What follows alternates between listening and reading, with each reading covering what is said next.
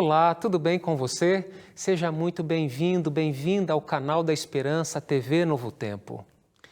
O tema de hoje, o tema principal, o enfoque do estudo de hoje é a necessidade que nós temos de viver pela fé, não dependendo da experiência, não dependendo de sinais, de milagres, mas unicamente da Palavra de Deus. É uma alegria ter a sua companhia para o programa Adoração, que é o seu momento, a sua experiência com a Palavra de Deus.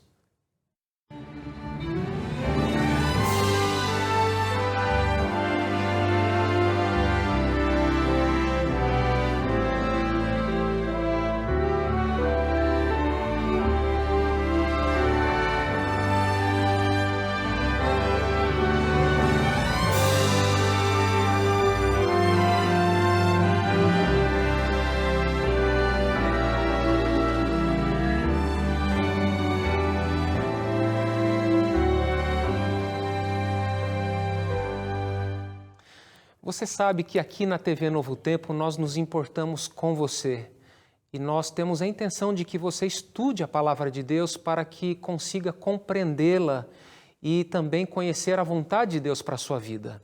Eu quero oferecer este guia de estudo, é a revista Esperança Novo Tempo, com o título Deus me ouve, uma revista escrita pelo pastor Leidivan Ross, ele é apresentador aqui da TV Novo Tempo, e o tema principal é sobre a oração.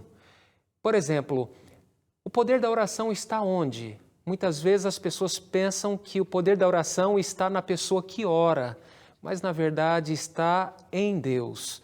Por isso nós oramos em nome de Jesus. Esse é um guia de estudo para você conhecer mais a vontade de Deus e como você faz para pedir esse guia de estudo. Você está vendo aqui embaixo, no GC, estão os nossos contatos. E você pode entrar em contato conosco e você receberá esse guia de estudo da Palavra de Deus inteiramente grátis em sua casa. Agora, eu quero ler a Palavra de Deus com você. Antes, porém, eu convido você para orar. Pai eterno, peço a Tua bênção sobre este estudo, que o Teu Santo Espírito fale ao nosso coração, iluminando-nos a mente para compreendermos a Tua Palavra, em nome de Jesus. Amém. O texto de hoje está no Evangelho de João, capítulo 20. E aqui no capítulo 20, versículo 30 e 31, nós vamos entender melhor o propósito pelo qual João escreveu o Evangelho. Eu convido você para me acompanhar nesta leitura. O texto diz assim: na verdade, fez Jesus diante dos discípulos muitos outros sinais que não estão escritos neste livro. Estes, porém, foram registrados para que creiais que Jesus é o Cristo, o Filho de Deus, e para que, crendo, tenhais vida em seu nome. Sabe, todo texto bíblico tem um contexto por detrás. E é papel dos teólogos, dos historiadores, dos arqueólogos, trazerem à tona esse contexto bíblico para dar um entendimento melhor, para entender melhor por que o livro ou aquele texto foi escrito. E esse texto que nós acabamos de ler tem um contexto específico. E certamente João, o autor do Evangelho que leva o seu nome, tinha esse contexto em mente. E qual era este contexto? A igreja ela estava passando por duas crises. A primeira crise era uma crise interna e a outra crise era uma crise externa. Eu quero começar pela crise externa. A crise externa ela se dava pelo fato de que os primeiros cristãos eram judeus, judeus convertidos ao cristianismo. E naquela época não tinha uma igreja para eles frequentavam as sinagogas junto com seus irmãos, seus parentes judeus. A propósito, tem um pensamento interessante, Jesus não veio fundar uma nova religião. Eu posso dizer que o cristianismo seria a culminação natural do judaísmo. Então, os primeiros conversos cristãos, eles frequentavam a sinagoga juntamente com seus irmãos. Mas em um dado momento, eles começaram a receber hostilidade e perseguição de seus irmãos. E isso está registrado na história, perseguições, maus tratos, açoites, prisões e até mesmo morte. Após a destruição de Jerusalém, especialmente a destruição do Templo de Jerusalém, a única facção dos judeus que permaneceu foi a dos fariseus. Então o judaísmo perdeu aquela pluralidade. E os fariseus, querendo redefinir o judaísmo ou dar uma nova cara, uma nova forma para o judaísmo, eles criaram um sistema dentro da própria liturgia para amaldiçoar aqueles cristãos que frequentavam as sinagogas. Então eles geralmente recitavam 18 bênçãos, e a bênção de número 12, na verdade, ela não era uma bênção, era uma maldição contra os hereges, que no caso aqui eram os cristãos que frequentavam as sinagogas. Então essa era uma crise, os primeiros cristãos estavam enfrentando essa crise, estavam perdendo o contato com seus familiares, estavam frequentando as sinagogas, mas lá eles não eram bem-vindos, estavam sendo hostilizados, maltratados, recebendo açoites. E a grande pergunta que talvez eles tinham em mente era: será que realmente vale a pena colocar tudo isso a perder para ser cristão, para ser um seguidor de Cristo? Essa é a primeira crise que João tem em mente ao escrever o evangelho que leva o seu nome, uma crise externa. Mas também havia uma crise interna, e essa crise interna, ela se dava pelo fato de que João já estava velhinho, bem velhinho, e ele era o elo de ligação entre aquela primeira geração que tinha visto Jesus, ouvido Jesus, tinha tocado em Jesus, tinha sentido a presença de Jesus, e aquela segunda geração que não tinha visto Jesus, não tinha ouvido Jesus, não tinha tido essa experiência de estar com Jesus pessoalmente, fisicamente. E João entendia que a sua morte se aproximava, ele já estava velhinho. E quando o evangelho que leva o seu nome foi escrito, ele já estava com aproximadamente 100 anos de idade. E o evangelho foi escrito no finalzinho do primeiro século, perto do ano 100 da nossa era. Então, quando João começa a escrever, ele senta para escrever o evangelho, ele tem pelo menos essas duas crises em mente. Uma crise interna, que se dava pelo fato da morte iminente do apóstolo, e ele acreditava que aquilo poderia, de alguma maneira, desencorajar os irmãos na fé. E a segunda crise, que era uma crise externa, ela acontecia por causa da perseguição e intolerância da parte dos judeus. Então ele escreve esse texto. E o texto que nós acabamos de ler diz novamente: na verdade, fez Jesus diante dos discípulos muitos outros sinais que não estão escritos neste livro. Estes, porém, foram escritos, foram registrados para que creiais que Jesus é o Cristo, o Filho de Deus, e para que, crendo, tenhais vida em seu nome. Para nós entendermos um pouquinho melhor ainda esse contexto, é interessante que nós vamos nos aprofundar no entendimento da razão que levou João a escrever este evangelho. Isso está no capítulo seguinte, aqui no capítulo 21, após a ressurreição de Cristo. Então, após a ressurreição de Cristo, Cristo se apresenta para os discípulos. Os discípulos haviam abandonado, o apostolado, e Jesus os chama de volta. Então, depois daquele grande milagre, daquele milagre maravilhoso, daquela pesca maravilhosa, Jesus ele prepara uma refeição com os discípulos e chama Pedro à parte para conversar. E você se lembra, Pedro havia traído Jesus, Pedro havia negado Jesus, e agora Jesus chama Pedro para uma conversa em particular. E essa conversa em particular está registrada aqui no capítulo 21, versículo 15. O texto diz: depois de terem comido, perguntou Jesus a Simão Pedro: Simão, filho de João, amas-me mais do que estes outros? Ele respondeu: sim, Senhor, tu sabes que te amo. Ele lhe disse: apacenta os meus cordeiros.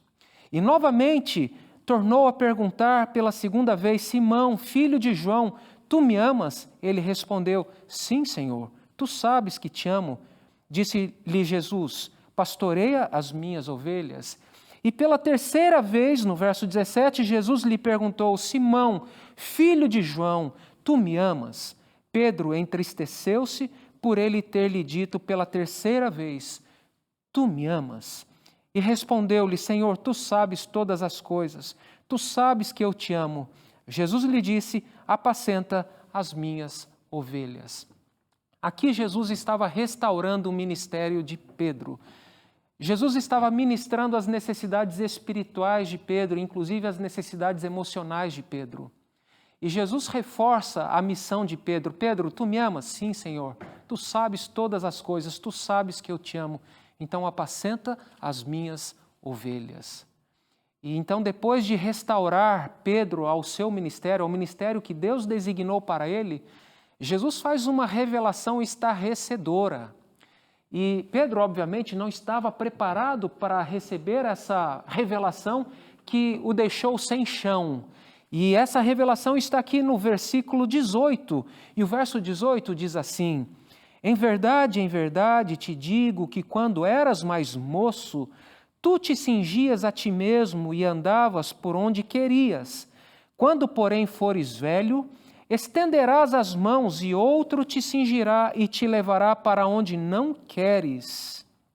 Verso 19, disse isto para significar com que gênero de morte Pedro havia de glorificar a Deus. Depois de assim falar, acrescentou-lhe: segue-me. Aqui tem um detalhe interessante. Quando Jesus revela para Pedro que quando ele atingisse um momento na sua vida, e naquele momento Pedro então seria levado para um lugar onde ele não queria ir, ele estenderia as mãos e morreria de mãos estendidas, revelando o tipo de morte que ele enfrentaria.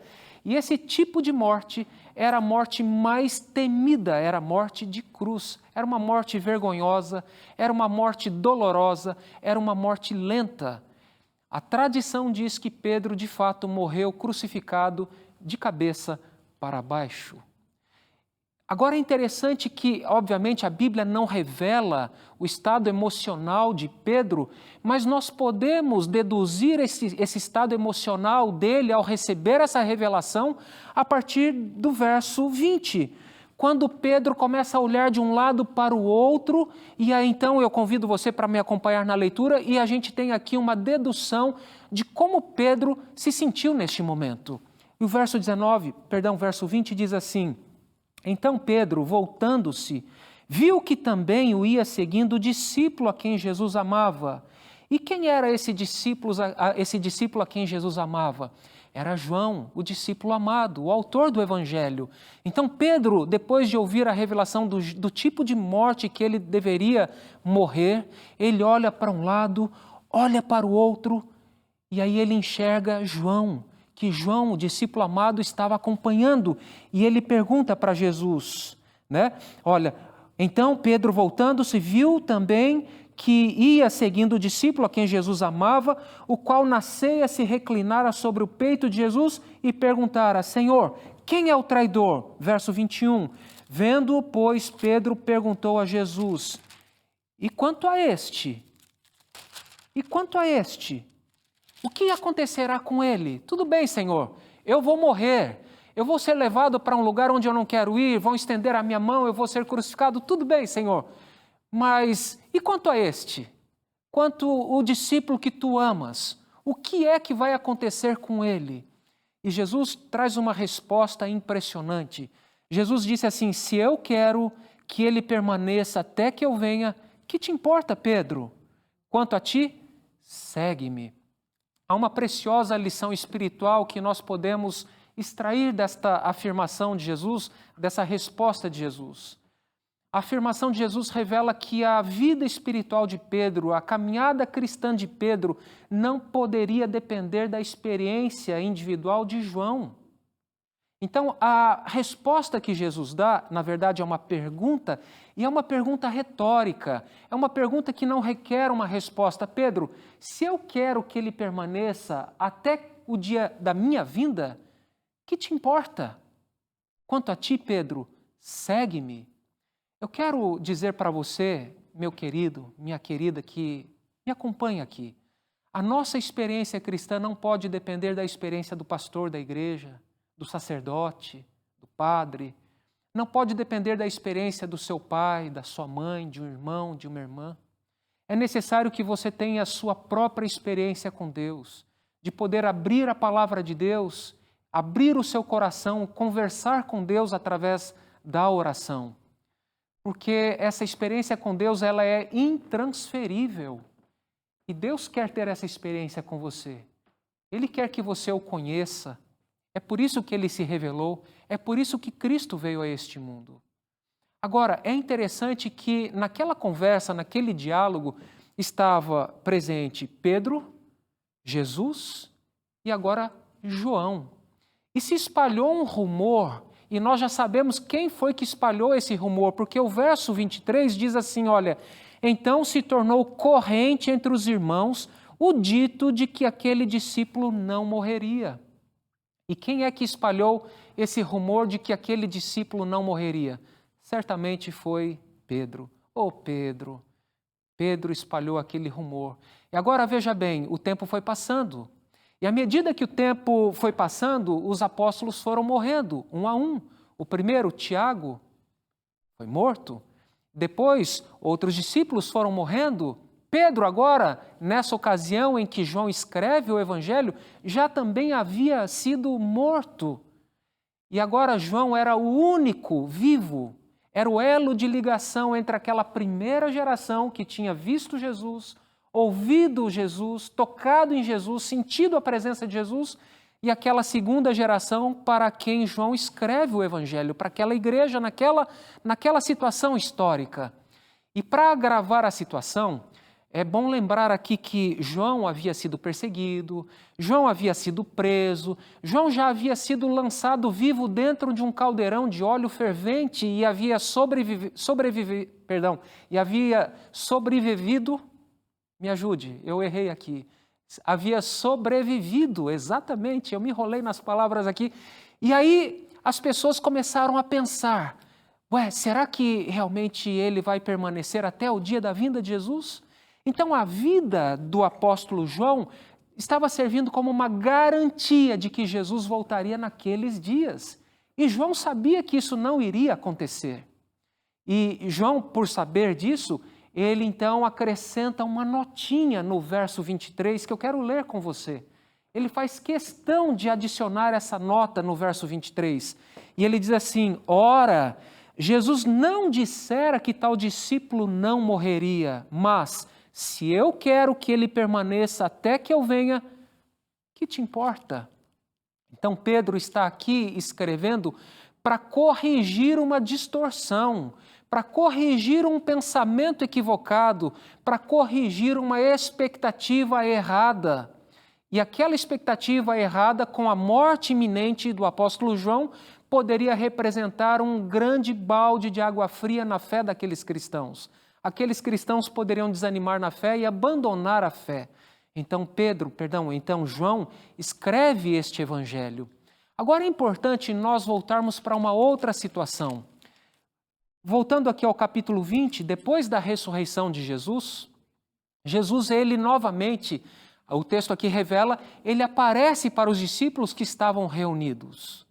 E nós encontramos esse relato no verso 26, Evangelho de João, capítulo 20, versículo 26, onde o texto diz assim, passados 8 dias, estavam outra vez ali reunidos os seus discípulos, e Tomé com eles.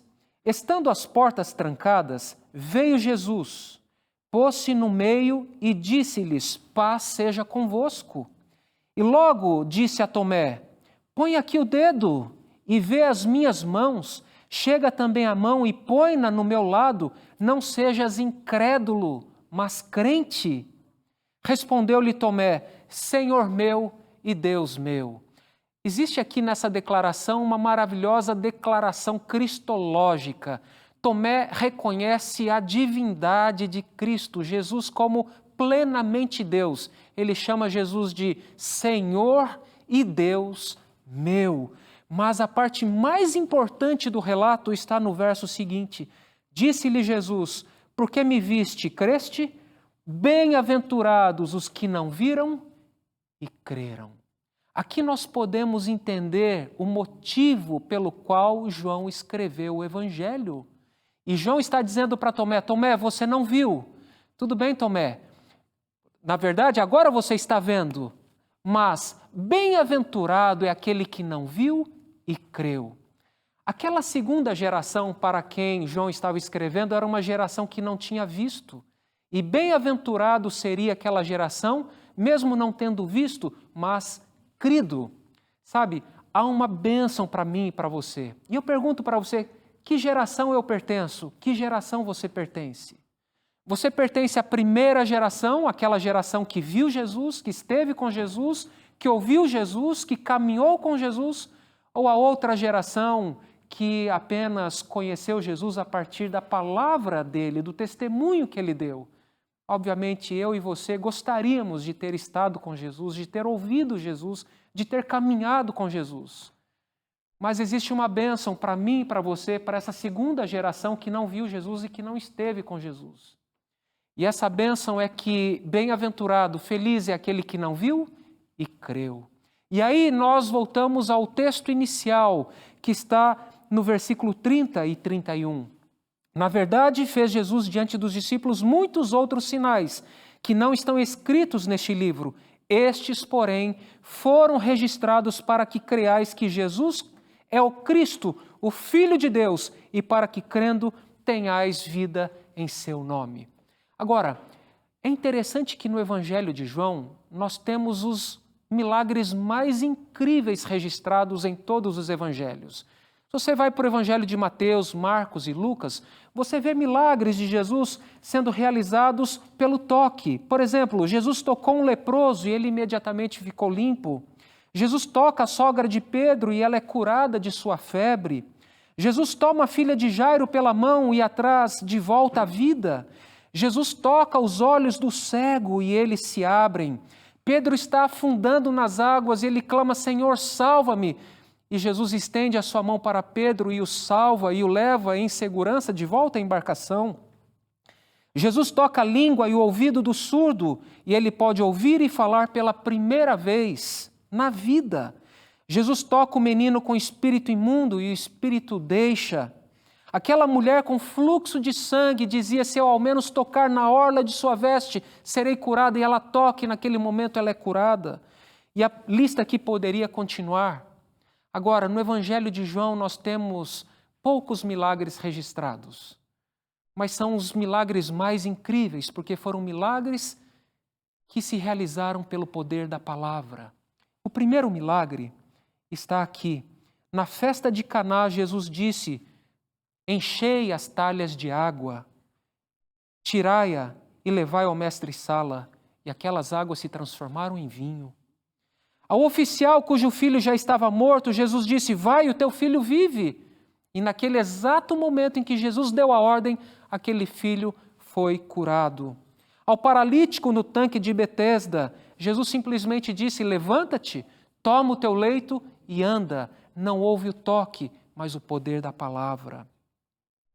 Ao cego de Jerusalém, é verdade que Jesus o tocou, fez um barro, colocou em seus olhos, mas o momento em que o milagre acontece, ele acontece quando Jesus dá a ordem para ele, vai e lava-te no tanque de Siloé. E aquele cego vai e ao se lavar, ele é curado, mas um milagre realizado pelo poder da palavra. E talvez o mais impressionante de todos, diante do sepulcro de Lázaro, Jesus estende os braços e diz, eu sou a ressurreição e a vida, quem crer em mim, ainda que morra, viverá. Lázaro, venha para fora. E naquele exato momento, Lázaro foi ressuscitado. 6, 7 milagres incríveis realizados pelo poder da palavra e não pelo toque de Jesus. Só estes milagres, porque a palavra é tão poderosa quanto a presença. Eu vou repetir. A palavra de Deus, ela é tão poderosa quanto a sua presença. Para a segunda geração de cristãos, para você e para mim, fé é produzida pela palavra, não é produzida pela presença. Não é por milagres, não é pelo toque, não é pelo êxtase, é pela palavra. E eu e você possuímos a palavra. Possuímos a palavra. Precisamos guardar a palavra no coração. Como disse Davi, guardo a tua palavra no meu coração para não pecar contra ti.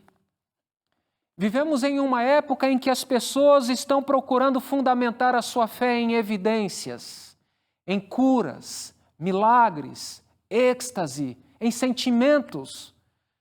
Mas o cristão não deve ser movido ou dirigido por estes sentimentos. O cristão deve aprender a viver pela fé, semelhante à experiência de Jó, que passou por todo aquele infortúnio e continuou crendo e confiando em Deus. O crente deve aprender a viver pela palavra, pela fé na palavra. É interessante que esses milagres realizados no Evangelho de João foram os milagres mais incríveis, milagres realizados pelo poder da palavra. Nós somos essa geração, queridos, essa geração que não viu Jesus, a geração daqueles que não ouviram, não tocaram. Não obstante, não estamos em desvantagem em relação àqueles que viram, àqueles que tocaram e àqueles que caminharam com Jesus. E por que nós não estamos em desvantagem? Porque nós temos a palavra.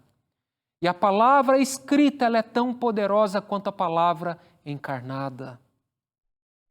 Seria bom ter ouvido, seria bom ter tocado, seria bom ter caminhado com Jesus, mas nós temos a palavra.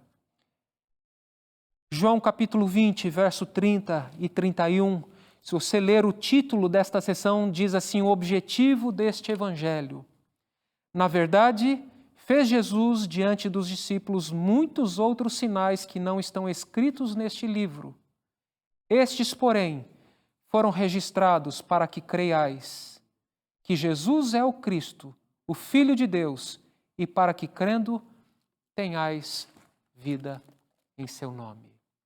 Eu quero fazer um desafio para você, para que você paute a sua vida pela palavra de Deus, para que você não dependa de evidências, de milagres, de sinais, que você dependa apenas da palavra de Deus.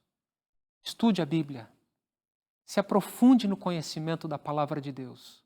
Cremos que muito em breve Jesus vai voltar e Ele quer se encontrar com você, Ele quer se encontrar comigo. E para isto precisamos viver pela fé em Sua palavra. Eu convido você neste momento para orar. Vamos falar com Deus. Eterno Deus, Pai de amor, muito obrigado porque a Tua palavra é viva e eficaz. Aprendemos com este estudo que a nossa fé não deve ser baseada em experiências, em curas, milagres, sinais. A nossa fé deve ser baseada unicamente em Tua palavra. Alimenta-nos, fortaleça-nos com a Tua palavra. Ajuda-nos a dependermos dela, a usarmos a palavra como um guia seguro para a nossa vida e que possamos fazer como Davi, guardá-la em nosso coração para não pecarmos contra Ti. Fortaleça a nossa fé, Senhor. Estamos caminhando e vivendo em tempos difíceis, Pai, em tempos muito difíceis. Quando olhamos ao redor, nós vemos tantas calamidades, tantas enfermidades, tantas famílias destruídas, tantas coisas ruins acontecendo, tantas perseguições, tantas injustiças, e podemos fazer a mesma pergunta que aqueles primeiros cristãos fizeram: será que vale a pena seguir a Cristo? E estas palavras nos trazem encorajamento. Bem-aventurado aqueles que não viram e creram. E nós cremos, Pai, nós cremos que Jesus é o Cristo. E nós continuaremos crendo para termos vida eterna por meio de Cristo Jesus. Aceita a entrega do nosso coração a Ti, Senhor. Aceita-nos, nós te pedimos, em nome de Jesus. Amém.